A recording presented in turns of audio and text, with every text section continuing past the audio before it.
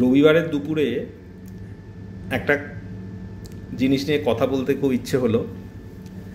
এই ICU round শেষ করে একটা খুব গুরুত্বপূর্ণ জিনিস যেটা আমরা রেগুলার ইউজ করি অথচ তার সম্পর্কে অতটা জানি না, সেটা হচ্ছে এই জিনিসটা।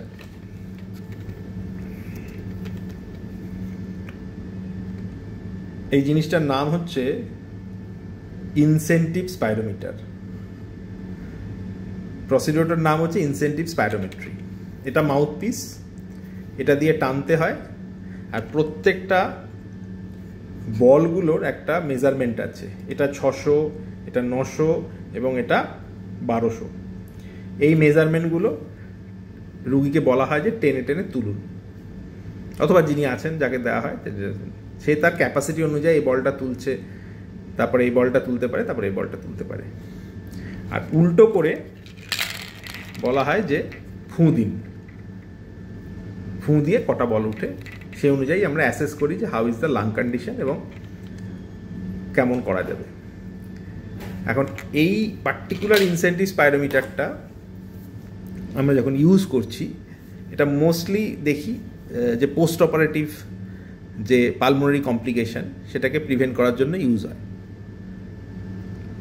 কারোর ধরুন খুব বড় একটা পেটের অপারেশন হয়েছে, ল্যাপারোটমি, তারপরে দেখা গেছে যে ল্যাপারোটমি শুকিয়ে যায়, অথচ এই যে একটা ব্যথা, তার জন্য নিচের পোর্শন অফ দ্য লাং, যে দুটো লাংস আছে আমাদের, রাইট অ্যান্ড লেফট লাংয়ের নিচের পার্টটা, যেটাকে বেসাল অ্যাটেলেকটেসিস বলে, চুপসে থাকে। এইটা যদি আপনি এক্সপানশন এক্সারসাইজ না করেন তাহলে এই জায়গাগুলোতে পরবর্তীকালে নিউমোনিয়া হয় এবং লাং কোল্যাপস হয়ে রুগীর সারতে সমস্যা হয়। এবং পোস্ট অপারেটিভ পেশেন্টদের অনেক সময় লেট আইসিইউ অ্যাডমিশনস এবং অনেক সময় ভেন্টিলেটরি রিকোয়ারমেন্টও দেখা যায়।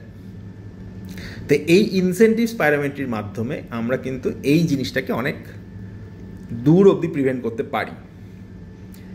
অথচ আমরা আজকে যদি ইতিহাস খুঁজে বেড়াই, এই ইনসেন্টিভ স্পাইরোমিটার, এই পার্টিকুলার যে যন্ত্রটা, এটা প্রায় ইতিহাস কিন্তু প্রায় 150 বছর আগে থেকে শুরু হয়েছে, বিভিন্নভাবে ইউজ হতো। কিন্তু এর প্রকৃত ইউজ, এই যে পোস্ট অপারেটিভ পালমোনারি কমপ্লিকেশনস যেটা বললাম, আপনার বড় পেটের অপারেশান, হার্টের অপারেশান, লাংসের অপারেশান, থোরাকোটমি, স্টানোটমি, যে উন্ডগুলোতে আছে, সেগুলোর যে পোস্ট অপারেটিভ পালমোনারি ক্লিয়ারেন্স, এইটার গুরুত্বটা বোঝা যায় 50 বছর আগে।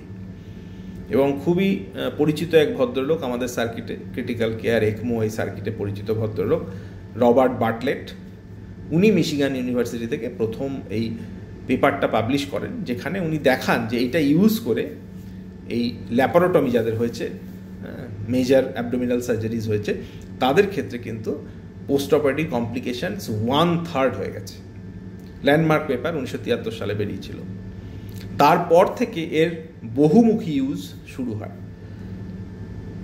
এই পোস্ট অপারেটিভ লাং ইমপ্রুভমেন্ট অথবা পোস্ট অপারেটিভ লাং এক্সারসাইজ অথবা পোস্ট অপারেটিভ পালমোনারি রিহ্যাবিলিটেশনের গণ্ডিটা পার করে এখন কিন্তু অনেক পালমোনোলজিস্ট, ক্রিটিক্যাল কেয়ার স্পেশালিস্ট, আমরা সবাই কিন্তু এটাকে বিবিধ ইউজ করি।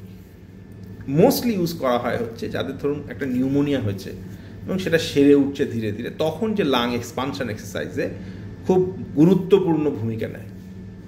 এবং রেসপিরেটরি আইসিইউতে এই ইনসেন্টিভ স্পাইরোমিটার কিন্তু একটা খুব ইম্পর্ট্যান্ট একটা যন্ত্র, যেটা কিনা রুগীর একটা এই রিহ্যাবিলিটেশন প্রসেসকে অনেকটা ত্বরান্বিত করে এবং রুগী খুব তাড়াতাড়ি ভালো হয়ে উঠতে পারে।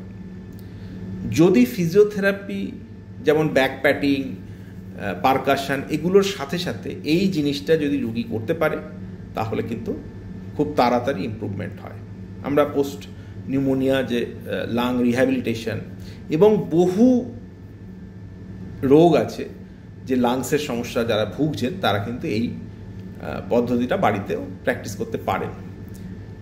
অনেকে জিজ্ঞাসা করেন যে কতটা করে করব, বাড়িতে কতটা করে করব। তো এই পেপারটায় যেটা লেখা আছে সেটা হচ্ছে মোস্টলি যতক্ষণ আপনি জেগে আছেন সেই ঘন্টা যদি হিসেব করেন তাহলে প্রতি ঘন্টায় 10 বার করে করতে হবে।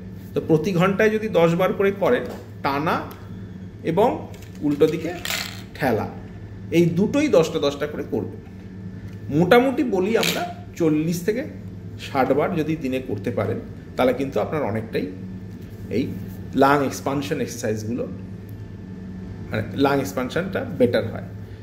এবং এই সামান্য একটা জিনিস, খুব একটা দামি নয়, এটা কিন্তু অনেক সম্ভাব্য পালমোনারি কমপ্লিকেশনসকে প্রিভেন্ট করে। তো এই ছোট্ট জিনিসটার কথা যেটা আমরা রেগুলার ইউজ করি, অনেকে বলে না যে চোখের সামনে যে জিনিসটা থাকে সেটাই চোখে পড়ে না, তো এইটা দেখে আজকে মনে হলো, তো এই রবিবারের দুপুরে আপনাদের সাথে একটু শেয়ার করলাম। ভালো থাকবেন, সুস্থ থাকবেন।